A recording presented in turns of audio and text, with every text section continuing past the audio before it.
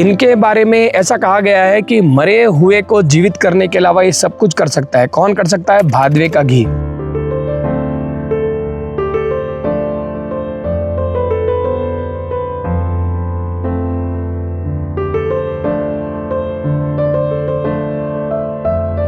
भिगोकर जब घी बनाया जाता है, वो घी अगर किसी को पान कराया जाए, वो मरा हुआ नहीं होना चाहिए बस। अगर मरने की कगार पे है तो उसको जिंदा किया जा सकता है।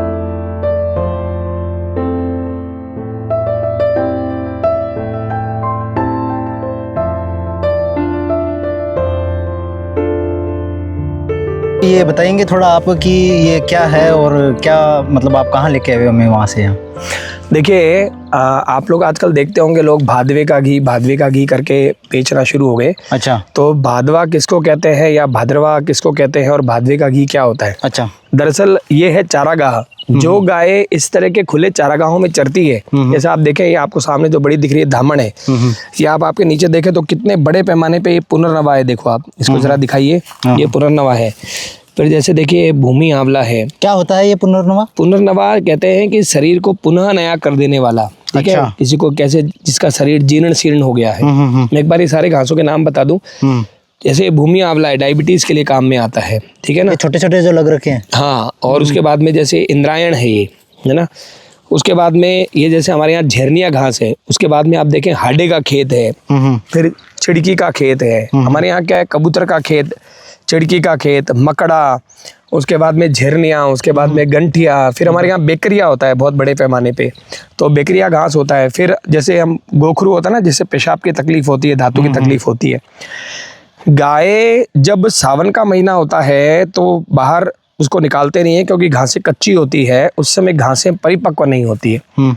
जैसे जैसे सावन का महीना बीतता है तो उसके ऊपर से चंद्र पक्ष और शुक्ल पक्ष और कृष्ण पक्ष का जो चंद्रमा उसके ऊपर से निकलता है, तो कहते हैं कि अपनी रोशनी से, अपनी किरणों से इन घासों को संतृप्त कर देता है।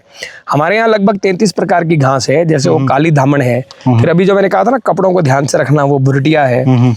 सेवण से भी अच्छा, मतलब सेवण के साथ साथ सेवण को टक्कर देने वाला घास भुरटिया का माना जाता है। इनके बारे में ऐसा कहा गया है कि मरे हुए को जीवित करने के अलावा ये सब कुछ कर सकता है। कौन कर सकता है? भादवे का घी। क्योंकि देखो, गोखरू खा रही है, धातु की सब समस्या खत्म, पेशाब की समस्या खत्म। पुनर्नवा खा रही है, शरीर को नया कर देगा। भूमि आंवला खा रही है, आपकी डायबिटीज की समस्या को खत्म करेगा। इंद्रायण भी डायबिटीज की समस्या को खत्म करता है। नीचे का पोर्शन खाती है तो कैंसर तक में लाभकारी है। इसी तरह से सेवण और धामण और भुरटिया, जिसके बारे में कहा जाता है कि इनके तत्वों की धरती पर कोई बराबर नहीं कर सकता। यानी कि सारा आयुर्वेद एक तरफ है, और जो ये इतनी सारी घासें हैं, इनको जब गाय चरती है और इसका जब हम दूध लेते हैं और उससे जब भिगोकर, ऐसा नहीं कि वो क्रीम वाला, भिगोकर जब घी बनाया जाता है, वो घी अगर किसी को पान कराया जाए, वो मरा हुआ नहीं होना चाहिए बस। अगर मरने की कगार पे है तो उसको जिंदा किया जा सकता है केवल इन जड़ी बूटियों के माध्यम से। जैसे इसमें दूधी भी आप देख रहे हैं, जिन औरतों को प्रसव के बाद में स्तन में दूध नहीं आता, तो उसके अंदर भी ये लाभकारी होती है। हमें कोशिश करनी चाहिए कि भाद्रपद का घी कह देना ही पर्याप्त नहीं है। हमें अच्छे से समझना है कि भाद्रपद का घी क्या, और क्या आपके पास में खुले, ऐसे देखो हमारे पास जो विस्तृत चारागाह है, जो हमारी गायें खुली चरती है, इस तरह के चारागाह है क्या, उसमें अपनी मन मर्जी से कौन कौन सी घासें गाय खा रही है, ये सबसे ज्यादा इंपॉर्टेंट है। अपनी मर्जी से जो गायें घास खाकर आती है, जो भाद्रपद के महीने से लेकर जब तक, अभी जैसे हमारे यहाँ अभी लगातार कुछ दिनों बाद बारिश हो रही है, तो अभी आपको अक्टूबर के महीने में भी हरा दिख रहा है, वरना इस समय तक थोड़ा सूखा होने लग जाता है सारा। तो अभी जैसे एक 4-5 दिन पहले बारिश हुई, तो अभी 1 महीना और हरी रहेगी, फिर क्या है, पाला पड़ने लग जाएगा, तो ये हरापन इसका जाएगा नहीं, मतलब ओस की बूंदें पड़ने लग जाती है। तो दिसंबर तक ये घी हमें प्राप्त होता रहेगा। हम ऐसा कहते हैं कि आप सब जगह कोशिश कर लीजिए, जहां पर भी आपको मिल सकता है। नहीं मिले तो गौ मंदिर से संपर्क करिए, वहां पर आपको मिलेगा। हम ये नहीं कहते कि आप हमारे से घी लीजिए, आप इसके लिए प्रयास कर लीजिए। कप लेने के बाद कहीं नहीं मिलता तो संपर्क करिए। हम ऐसा 3000, 7000, 5000 ऐसा हम इसका मूल्य नहीं लेते हैं। हमने इसका मूल्य केवल 2000 रुपये के आसपास रख रखा है, ताकि एक आम व्यक्ति इसको अफोर्ड कर सके। दूसरा क्या होता है, लोग कहते हैं आपका घी महंगा, 2000 में भी ऐसा कहते हैं। तो सामान्य घी 30 से 32 लीटर दूध में बनता है, लेकिन जो भाद्रपद का घी है इसमें लगभग 40 से 42 लीटर दूध लगता है। क्यों?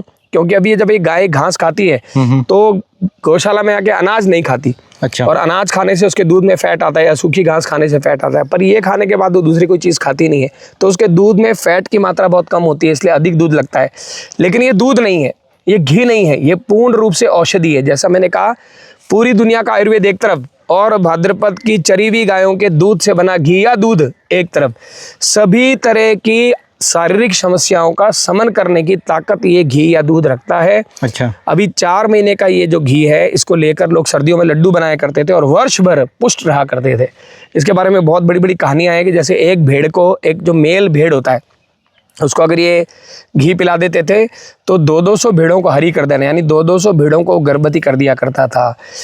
जैसलमेर बाड़मेर के बारे में ऐसा बताया जाता है कि दिन भर युवा जोड़े सारा दिन काम करने के बाद, रति क्रिया करने के बाद पुनः दिन भर पूरी अपनी ताकत और क्षमता के साथ में इन मिट्टी के धोरों में काम करना, इन विषम परिस्थितियों में काम करना और उसके बाद में भी थकना नहीं, ये इस घी का था। और जो बुद्धि है हमारे यहाँ के लोगों की और जो शक्ति है, उसका मुख्य कारण है ये भाद्रपद का घी। और ये घासें, लोग इनको घासें कहते हैं, पर हम इनको घासें नहीं कहते, हम इनको जड़ी बूटियाँ कहते हैं।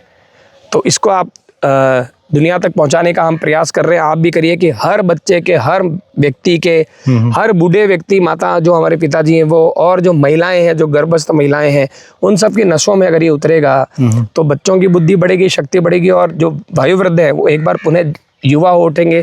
और युवाओं को तो ये घी खाना ही चाहिए।